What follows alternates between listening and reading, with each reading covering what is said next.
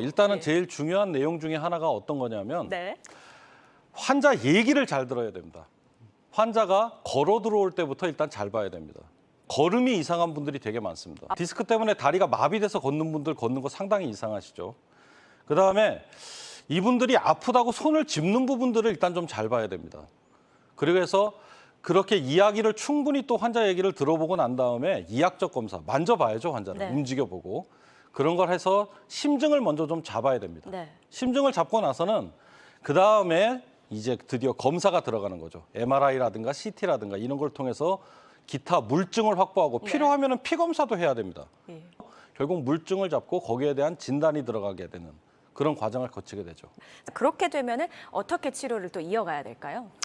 원인에 따라 굉장히 다릅니다. 네. 이 원인 자체가 뭐 이유가 하나냐, 아니면은 이유가 복합적이냐, 아니면은 아예 척추와 관계가 없는 병이냐. 그럴 수도 예, 있군요. 그렇죠. 그거에 따라서 네. 원인을 정확하게 짚어내고 나서 그다음에 이거를 수술적으로 치료를 할 거냐, 아니면은 신경 시술 쪽으로 치료를 할 거냐, 아니면 도수 치료 정도로 할 거냐, 약으로 갈 거냐, 아니면 이거는 아예 척추외과에서 볼 게 아니니까 다른 병원으로 다른 과로 보내야 될 거냐. 이거를 정확하게 결정을 좀 해드리는 게 환자한테는 제일 중요한 일을 할 수 있습니다. 검사를 할 때 가장 중요한 게 대표적인 게 뭐 MRI나 CT가 좀 떠오르는데요. 영상 검사만 해서는 안 되는 걸까? 다른 검사들도 좀 있을까요? 사실 그거 굉장히 중요합니다. 네. 지금부터 이제 제가 4가지 사례를 들어서 한번 설명을 드릴 텐데 네. 이 얘기를 잘 들어보시고 정말 영상 검사가 모든 걸 다 이야기해 줄 수 있는지에 대해서 한번 스스로 판단을 좀 한번 해보시는 게 중요할 것 같아요. 알겠습니다. 예를 들면 이런 경우입니다. 첫 번째 경우입니다. MRI에 보이는 병변하고 내 증상이 맞습니다. 네. 예.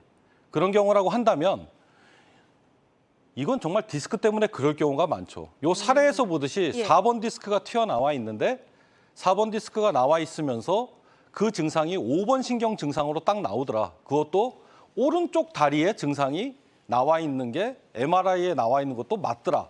이거는 정말 디스크일 가능성이 많죠. 자, 근데 두 번째로 보면 케이스를 보면 예. 이거는 MRI에 보면 디스크는 분명히 있습니다. 근데 위치가 좀 안 맞아요. 위치가요? 예. 화면 왼쪽에 나타나는 저런 그림이 나오려면 저거는 실제로는 5번 디스크일 가능성이 굉장히 많거나 4번 디스크일 가능성이 굉장히 많은 사람인데 2번, 3번에 디스크가 나와 있다는 거죠. 완전 다르네요. 그렇죠. 근데 MRI에 디스크가 보인다고 저게 범인으로 몰리는 경우가 있습니다.